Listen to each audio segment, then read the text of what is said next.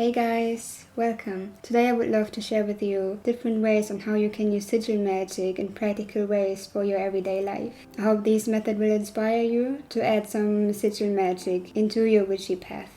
Of course, you don't need to use these methods for protection sigils. You can change the sigils for your personal need. But I want to dedicate this video for personal protection, which I think is very important, especially in more difficult times like we find ourselves in at the moment. If you don't know what sigils are or how to create them, I have a whole series on my channel where I explain what sigils are, how they work, and I show 3 different methods currently how you can create your own sigils. Because not every method works for everyone, so I want to give you different options so you can find the one that perfectly works for you. I really love self-made jewelry. I hope I pronounced that right. It's kind of a complicated word for me. It's the one thing I try to take back with me whenever I travel. Once in the south of France, I met an old man who collected things from the beach and crafted all kinds of bracelets and necklaces from it. This encounter really inspired me and I started making my own.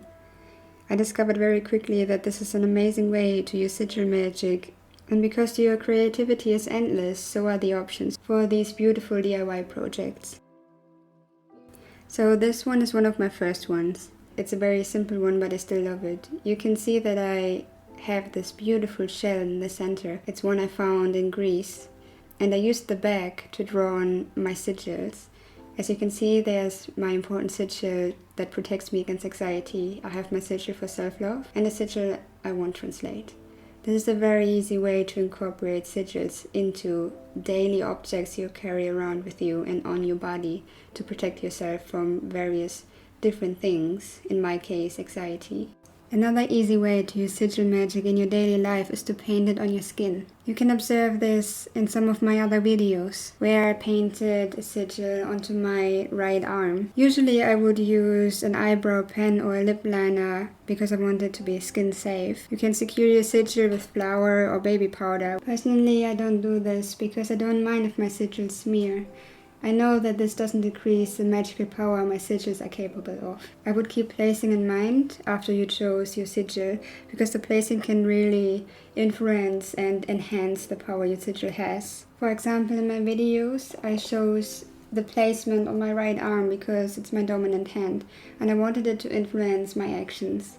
My other arm, I have another sigil which you cannot see. I chose my non-dominant arm for this because I wanted it to work more in the background and more passively. If you want to, for example, protect yourself from negative thoughts, you could paint your sigil on your forehead. Of course, I wouldn't use a lip liner for that, but you can use your skincare or water if you don't want it to be visible. This is also a way you can make it broom closet friendly if you cannot be seen with any kind of witchy symbols or indications of witchcraft. You could also, of course, just use your finger and draw your sigil onto your skin, visualizing bright light as your ink. You could choose a color that you associate with protection. If I do this, I mostly use dark blue, but this is very personal and you will know what color to use for your personal need. Or another example would be if you want to protect yourself when traveling or while traveling, you could draw your sigil under your foot, which I have done before on some of my travels, and for me personally it works very well. Another way you can take sigils wherever you go is if you have a tiny piece of paper that you can put in your wallet or behind your phone case or in your bag.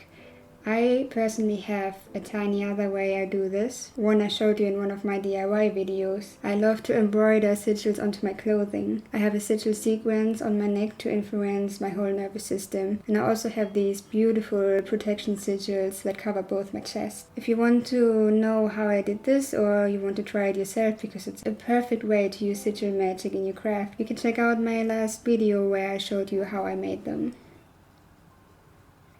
Another tiny way I like to use sigil magic for is a bit more specific, but I would like to share it anyway. So I suffer from insomnia and I like to use sigil magic to protect myself while I'm sleeping. I'm also light sensitive, which means that I need a sleeping mask to successfully fall asleep in the first place. And I thought what a perfect place and what a perfect way to use sigil magic to help me sleep. So I put one of my protection sigils onto the mask itself.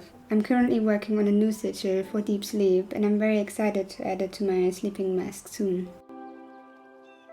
So I hope I could inspire you to use some of these methods for your own everyday life. These are very simple ways to include magic into your everyday life, but they are very powerful nonetheless. They helped me to combine my normal life with my witchy one, so I was able to slowly morph them into one. So I hope you enjoyed this video, and I see you next time.